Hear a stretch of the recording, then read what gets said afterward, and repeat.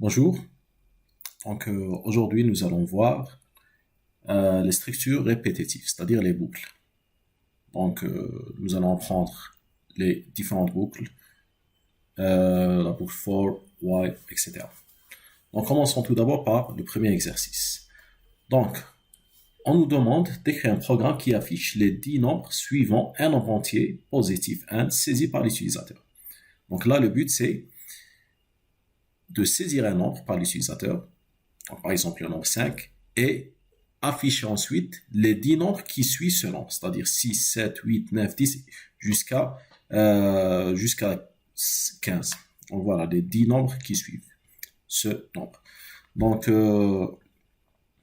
tout d'abord, vu que on nous a demandé un nombre entier, donc on va déclarer ce nombre. Donc puisque ce nombre est saisi par l'utilisateur, donc nous allons faire un scanf, donc puisque c'est un nombre entier, donc on va utiliser le format pourcentage %d pour les nombres entiers. Bien sûr, on peut afficher avant un message, entrer un nombre entier.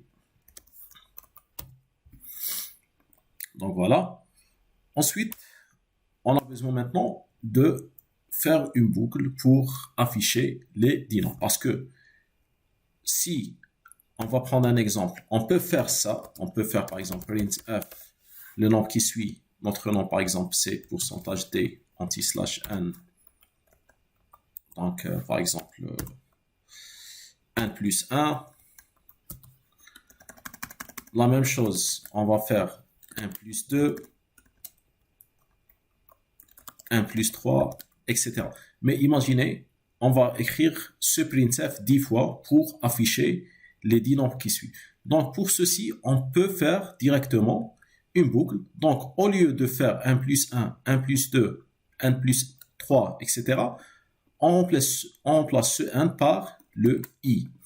Et ce i va changer durant la boucle. Donc pour ceci, on va déclarer tout d'abord ce i qui est entier. Ensuite, nous allons utiliser, tout d'abord, on va utiliser la première méthode qui est la boucle for. Donc la boucle for, l'avantage c'est que on spécifie l'état initial et l'état final, c'est-à-dire le compteur initial et le compteur d'arrêt. Donc là, on va faire, donc puisque on a dit les 10 nombres qui suivent, donc on va commencer par le 1 plus 1, c'est-à-dire si on a saisi 5, on va saisir 6. Donc on va commencer à partir de 1 plus 1. Et donc la première partie, c'est par où on va commencer. Donc on va commencer par le 1 plus 1. Et on va s'arrêter où? Donc là, on va lui dire, tu vas t'arrêter quand tu atteins le n plus 10. Donc, on reste dans la boucle tant que on est dans cette plage. Donc, entre 1 plus 1 et 1 plus 10. Donc là, j'ai fait inférieur ou égal. Donc, si on est entre 1 plus 1 et 1 plus 10, on va boucler. Donc, on va démarrer de 1 plus 1 et on va augmenter, incrémenter le compteur par combien? Par 1. Vu que là, on a besoin d'afficher les 10 nombres. Donc, là, on va spécifier, par exemple, i est égal i plus 1, ou on peut faire directement le i plus plus. Donc, je réexplique. Donc là, on va commencer, par exemple, le compteur commence par 1 plus 1. Supposons, par exemple, on va commencer par 5. Donc, on va s'arrêter à 5 plus 10, qui est 15. Donc là, ce n est spécifié par l'utilisateur. Donc, si on va commencer par 5, on va s'arrêter à 5 plus 10. Donc, c'est pour ça qu'on a fait inférieur ou égal. Et à chaque étape de la boucle, on va incrémenter par 1. Donc, c'est pour ça qu'on a fait i plus plus, ou comme j'ai dit, on peut faire i est égal i plus 1. Bien sûr, la boucle, on ouvre et on ferme, et on met le printf à l'intérieur. Donc là, c'est bon, on a fait. On va afficher maintenant notre nombre. Donc notre nombre qui est le i, parce que le i va commencer de n plus 1 et il va s'arrêter à n plus 10. Donc là, il va nous afficher le premier nombre, celui-là, 1 plus 1. Supposons on va saisir 3, il va afficher 4. Ensuite, il va afficher 5, 6, 7, etc. Et bien sûr, ce anti/n, c'est pour, à chaque fois, il affiche le nouveau nombre à la ligne. Donc, on va voir. Donc, on va compiler un programme. Bon, on va mettre un 2 points espace pour que le nombre soit saisi correctement. Donc là, on va par exemple faire le nombre 10. Donc là, il a saisi les 10 nombres qui suivent. Donc 11, 12, 13, 14, 15, 16 jusqu'à le chiffre 20. Donc, comment ça se passe? La boucle commence par le 1 plus 1. Donc, on a saisi 10. Donc, le 1 plus 1, c'est 11. Ensuite, 12, 13, 14. Donc, cette boucle, elle va exécuter cette instruction selon le compteur. Donc, de 1 plus 1 jusqu'à 1 plus 10. Donc, c'est pour ça on a dit d'afficher le i. Donc, ce i, c'est tout simplement le i qui va être incrémenté par 1 à partir de 1 plus 1 jusqu'à n plus 10. C'est pour ça qu'on a fait inférieur ou égal. Donc, on va s'arrêter jusqu'à ce qu'il soit inférieur ou égal à n plus 10. Par exemple, le 5 plus 10, c'est, ou le 10 plus 10, c'est 20. Donc, il va s'arrêter à 20. Donc, ça, c'est la première méthode. Ensuite, on peut faire la deuxième méthode. Maintenant, on peut faire rendre ça en commentaire et utiliser la deuxième méthode. Donc, la deuxième méthode. Alors, pour la boucle for, on connaît le début et on connaît la condition d'arrêt. Mais, maintenant, on va utiliser une autre boucle où on va faire une condition d'arrêt.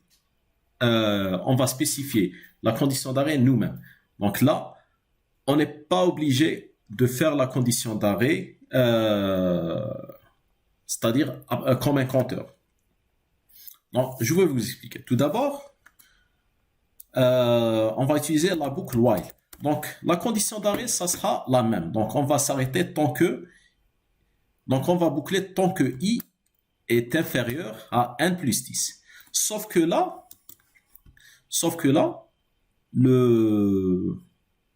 on va démarrer le compteur pas à l'intérieur de la boucle, mais on va le spécifier à l'extérieur de la boucle. Donc là, ce i est égal à 1 plus 1, on va le spécifier à l'extérieur de la boucle. Donc là, on a dit, le i va commencer par ça. On a fait la condition de sortie de la boucle. Donc, tant que on est inférieur à 1 plus 10, on va rester dans la boucle. Si on va dépasser le 1 plus 10, on va sortir de la boucle. Donc maintenant, on a spécifié la condition de départ, on a spécifié la condition d'arrêt, c'est-à-dire la condition où on sort de la boucle si elle est dans le cas contraire. Donc là, on va tout simplement afficher ce message. Donc, c'est la même chose que la boucle for, sauf que ici, le point de départ, on va le spécifier en dehors de la boucle. La condition d'arrêt, ça reste à l'intérieur de la boucle. Et le printf, on va afficher ici. Et il nous reste l'incrémentation. Donc, l'incrémentation, on va la mettre en dessous de notre programme, c'est-à-dire le i++. Donc, il va afficher. Donc, comment ça va se passer? Donc, il va initialiser un nombre. Par exemple, supposons on va spécifier que le n est égal à 10. Donc, le i, ça sera 11. Donc, 11, elle est inférieure à n plus 10, c'est-à-dire elle est inférieure à 20. Donc, le n, parce qu'on a spécifié que le n, c'est 10. Donc, 11, il est inférieur à 20. Donc, je lui dis while. While, ça veut dire tant que i inférieur à 1 plus 10, c'est-à-dire tant que, par exemple, dans notre cas 11 inférieur à 20, on va rester dans cette boucle. Donc, on va afficher ce i qui est 20. Ensuite, on va incrémenter ce i. Il va devenir 12. Ensuite, on va afficher, on va tester ce i. Est-ce que le 12, il est inférieur à 20? Oui. Donc, on va l'afficher et on va incrémenter. 13, etc. Donc, on va à chaque fois incrémenter jusqu'à ce qu'on atteigne le 21. Donc, 21, il n'est pas inférieur ou égal à 20. Donc, dans ce cas, on va sortir de la boucle. Donc, c'est la condition d'arrêt. Donc, on a besoin de spécifier le départ. On est obligé d'incrémenter. Si on oublie de faire cette incrémentation, ça va être une boucle infinie qui va afficher toujours le nombre i qui est 1 plus 1. Supposons, on va spécifier un 10, ce sera 11. Donc, on va tester notre programme maintenant. Donc, on va afficher un nombre, par exemple le 10, toujours. Et il va nous afficher 11, 12 jusqu'à 20. Donc, faites attention de ne pas spécifier la condition de départ, la condition de sortie et surtout de faire l'incrémentation. Donc, l'incrémentation, bien sûr, sachez où vous voulez-vous la mettre. Par exemple, si je la mets ici, bien sûr, elle doit être toujours à l'intérieur de la boucle, donc entre les deux accolades. Donc, le i++, si on la met avant, elle va commencer par le chiffre 12. Parce que là, elle va incrémenter, ensuite afficher. Donc, nous, on a besoin d'afficher à partir du nombre suivant. Donc, on va afficher le nombre suivant, ensuite incrémenter. Donc, essayez de faire des tests avec les deux méthodes pour maîtriser bien les boucles. Passons maintenant au deuxième exercice. Donc, dans cet exercice, on nous demande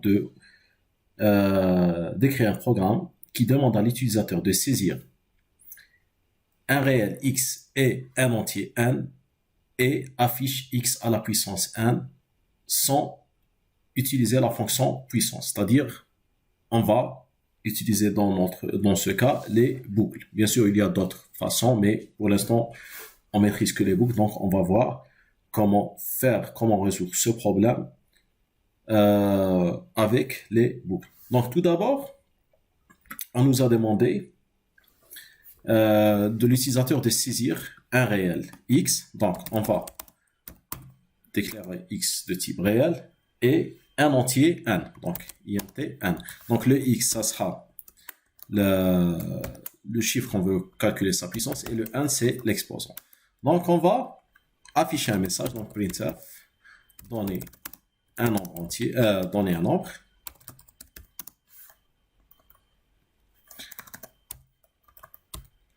Donc, on va dire le nombre x. Donc, puisque c'est un float, donc on va utiliser pourcentage f et on va prendre l'adresse de x. La même chose, on va dire maintenant l'exposant. Donc, pour faire rapide, on va copier-coller. Donc, on va dire donner l'exposant et donc l'exposant n, il est de type entier. Donc, on va faire le format pourcentage t. Donc là, on a obtenu le chiffre et on a obtenu l'exposant. Donc là, on peut, bien sûr, pour calculer la puissance, on a utilisé une variable de type float. Donc, on va la nommer p. Donc, la méthode qu'on connaît avant, c'est la méthode qui est connue, qui est power. Donc, par exemple, maintenant, si on veut calculer x puissance n, on va mettre power xn. Donc, c'est la méthode de base qu'on connaît. Donc là, on va mettre printf pourcentage f puissance pourcentage d est égal à pourcentage f. Donc, ça veut dire quoi tout ça? Donc, le pourcentage f, ça concerne le x. Donc, x puissance, le pourcentage d, ça concerne le n qui est de type entier. Et le dernier, c'est le p qu'on a calculé. Donc là, on va tout d'abord tester notre programme avec la fonction qu'on connaît déjà. Donc là, on va entrer un nombre, par exemple 5, puissance 3. Donc, 5 puissance 3, c'est 125. Donc ça, c'est juste. Donc là, on a utilisé la fonction qui existe déjà. Mais là, le but de notre exercice, c'est de faire une fonction, d'utiliser les boucles, ne pas utiliser la fonction prédéfinie. Donc pour ceci, on va tout d'abord supprimer tout cela. Donc, puisqu'on va utiliser les boucles, on va déclarer le compteur qui est le i. Et le P, on va l'initialiser à 1. Donc, P est égal à 1. Donc là, le fait qu'on initialise le P à 1 a deux fonctions. Tout d'abord, lorsque on calcule le x puissance 0, donc n'importe quel chiffre puissance 0, c'est égal à 1. Donc dans ce cas, on ne va pas entrer dans la boucle. Donc il va directement nous afficher le résultat 1. Donc n'importe quel chiffre puissance 0, c'est égal à 1. Donc là, puisque ce cas, le puissance 0, c'est bon, on l'a éliminé. Donc les autres cas, on va entrer dans la boucle. Donc la boucle, donc elle va démarrer à partir de 1. Donc si on va faire à partir de 0, dans ce cas, le chiffre qu'on a calculé, la puissance 0, elle sera calculée. Donc là, on va démarrer à partir de 1 et on va s'arrêter à n. Donc, c'est quoi le but ici? C'est de calculer, par exemple, x fois x fois x fois x. Donc là, le but, c'est de calculer x fois x fois x fois x n fois. Donc, pour ceci, comment on va faire? On va utiliser le P est égal l'ancien P qu'on a calculé fois x. Donc, par exemple, le premier P, par exemple, le x est égal à 5. Supposons que le x est égal à le x est égal à 5. Et on va calculer. Donc, le P initial est égal à 1. Donc, supposons, on a fait x est égal à 5 et n est égal à 3. Donc là, le P est égal à 1. Donc, dans la première boucle, P est égal à 1 fois le x qui est égal à 5. Donc, est égal à quoi? Ça va être égal à 5. Ensuite, on va passer à la deuxième boucle.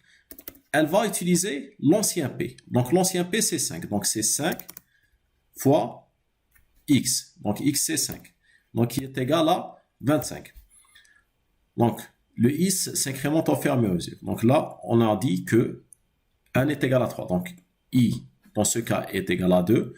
Et n est égal à 3. Donc, 2, il est inférieur à 3. Donc, on va continuer à boucler. Donc, la troisième fois, on va utiliser P est égal à l'ancien P, qui est le 25, on a déjà calculé, 25, fois le x qui est 5. Donc, est égal à 125. Donc là, on a utilisé ça, c'était pour le i est égal à 1. Pour le i est égal à 1. Ça, c'est pour le i est égal à 2. Et ça, c'est pour le i est égal à 3. Donc là, la boucle, elle a bouclé 3 fois pour chaque i. Et à chaque fois, elle a utilisé l'ancien P et elle a multiplié par x. Donc là, on peut dire qu'on a fait 80% de l'exercice. Donc on va tester tout d'abord. Donc bien sûr, on a oublié bien sûr de faire le compteur. Donc on va faire le i++. Donc on est toujours obligé de faire le début, la condition d'arrêt et combien on veut incrémenter. Donc là, on va mettre le même chiffre, donc 5 puissance 3. Donc c'est 125, c'est correct. Il reste le dernier cas qui est le n inférieur à 0. Donc par exemple, si on va mettre 10 puissance moins 3. Donc là, dans le cas où le n est inférieur à 0, donc si on va mettre par exemple 10 puissance moins 3, c'est 1 sur 10 puissance 3. Donc dans ce cas, on doit apporter deux changements. Donc le premier changement, c'est ce n. Donc ce n peut être négatif. Donc dans le cas où le n est négatif, on va faire ABS n pour que à chaque fois, parce que le compteur, il doit démarrer à partir d'un nombre positif et s'arrêter à un nombre positif. Donc on va mettre directement la valeur absolue de n pour que la condition d'arrêt soit toujours positive. Mais on va tester à la fin si n est inférieur à 0. Dans ce cas, le P est égal à quoi? Directement est égal à 1 moins P. Parce que là, on a calculé x puissance n, mais puisque le n est négatif, on va calculer 1 sur x puissance 1 sur x puissance n. Voilà. Donc là, c'est bon, on a pris tous les cas possibles.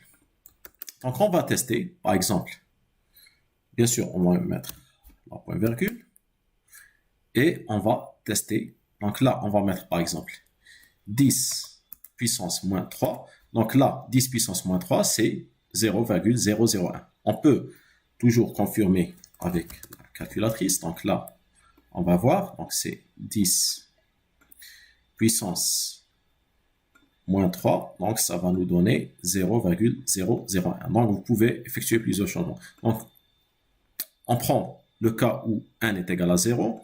Donc là, par exemple, si on va mettre 5 puissance 0. Donc 5 puissance 0, logiquement, c'est égal à 1. Donc là, on a utilisé le n est égal à 1. Donc là, on n'est jamais rentré dans cette boucle parce que le i, il va démarrer à partir de 1. Donc là, on n'a jamais rentré dans cette boucle parce que là, on a fait ABS de n. Donc c'est 0. Donc on démarre de 1 jusqu'à 0.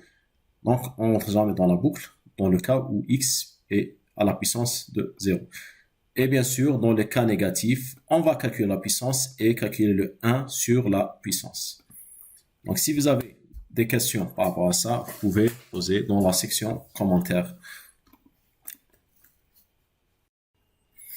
Alors maintenant, dans le troisième exercice, on nous demande d'écrire un programme qui retourne la factorielle d'un nombre entier, m, entré par l'utilisateur.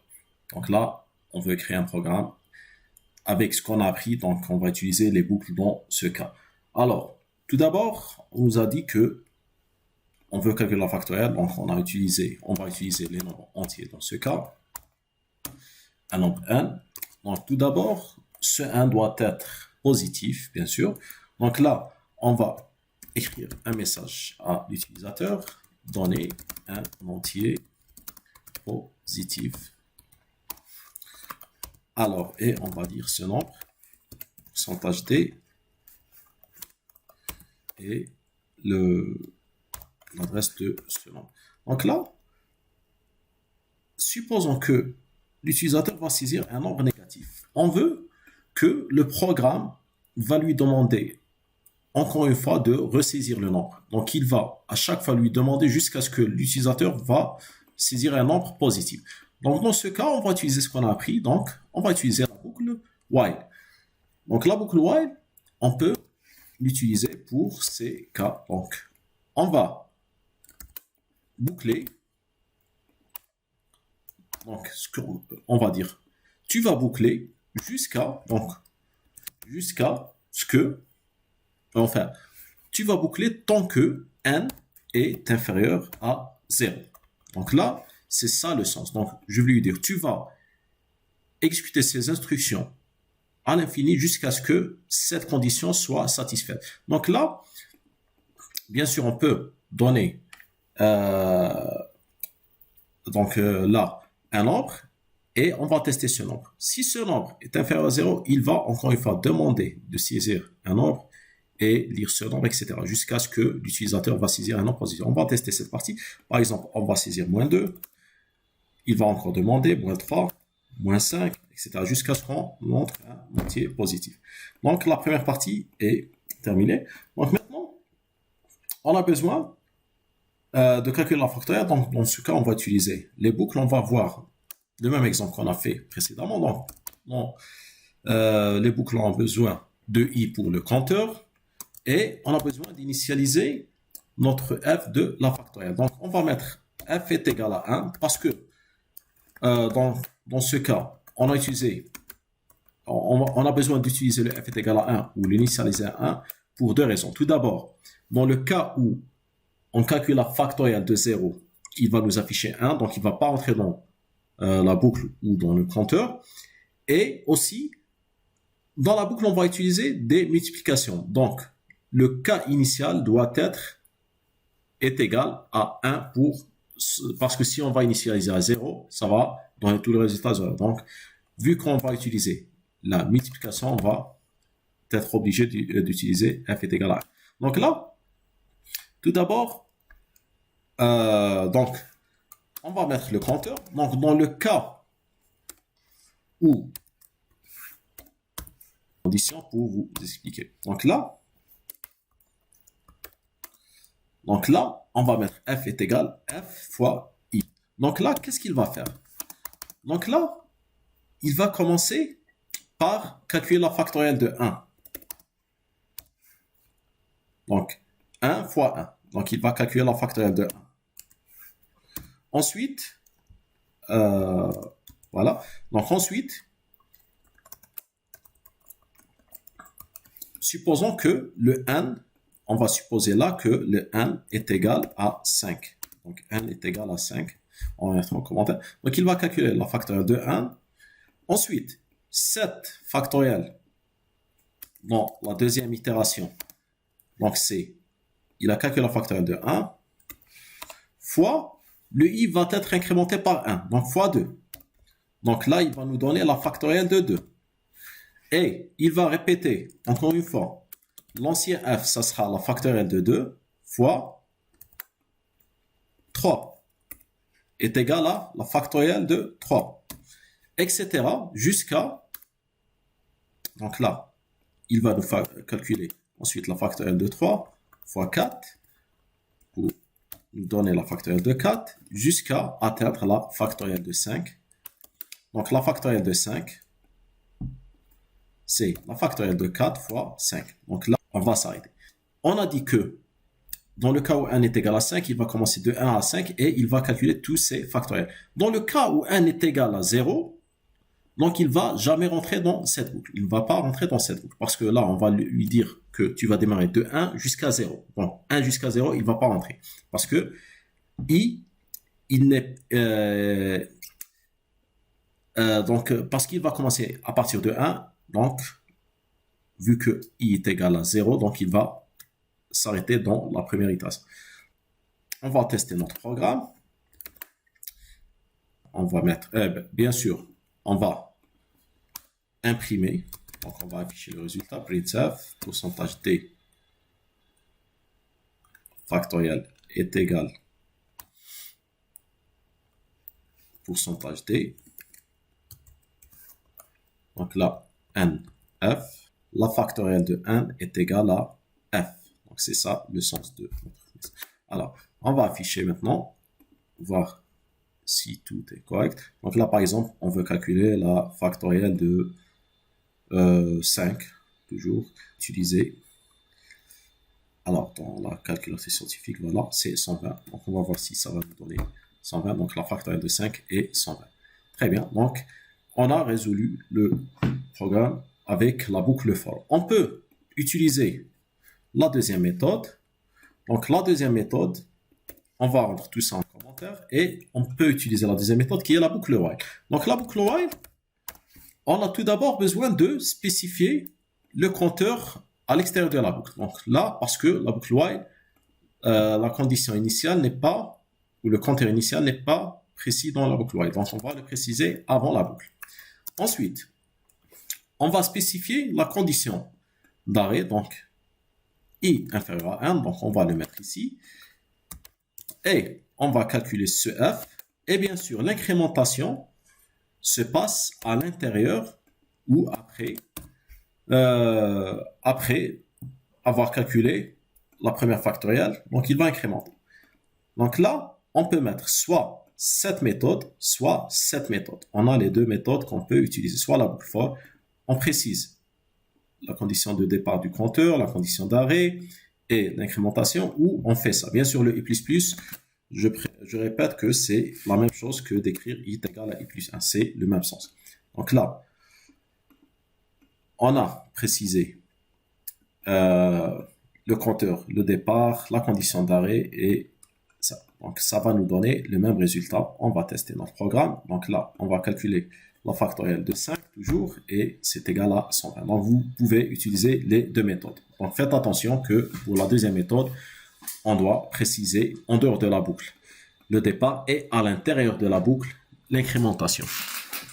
Donc si vous avez des questions, vous pouvez les poser dans la section commentaires